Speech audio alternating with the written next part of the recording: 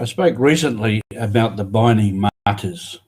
The Binding Mountains are sort of west and southwest of Rabaul in New Britain. And there in the early part of last century, there were 10 missionaries killed.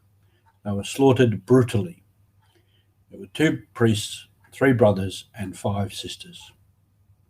With Mission Alive, this is Roger from the MSC Mission Office. I also spoke recently about Jesus' strong words to us, strong message, come, follow me, and go proclaim the good news. This is what the missionaries had done, and that's why they were there. They had answered the invitation to come follow me and had came close to Jesus, learned of Jesus, answered his call, and steeped themselves in the Christian tradition and the Catholic Church.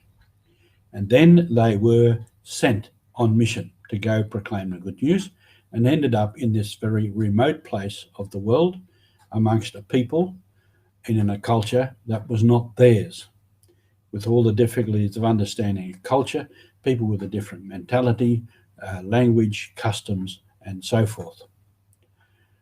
Part of the bargain for them also was that they went with an attitude where they would welcome martyrdom. This was part of the spirituality of the time, and it may be hard for us to relate to, that you go to this place, you accept the hardships and the difficulties, which is in one sense part of martyrdom, but they also accepted the possibility of being physically killed and martyred.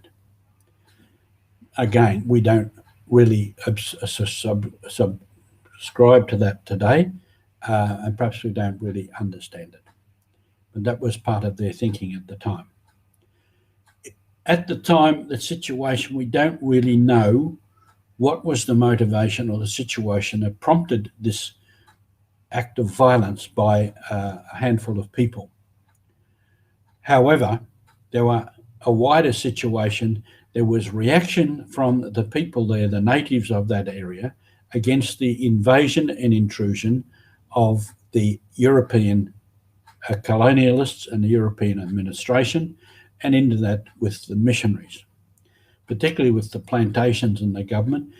Very large tracts of land were taken and given over to plantations.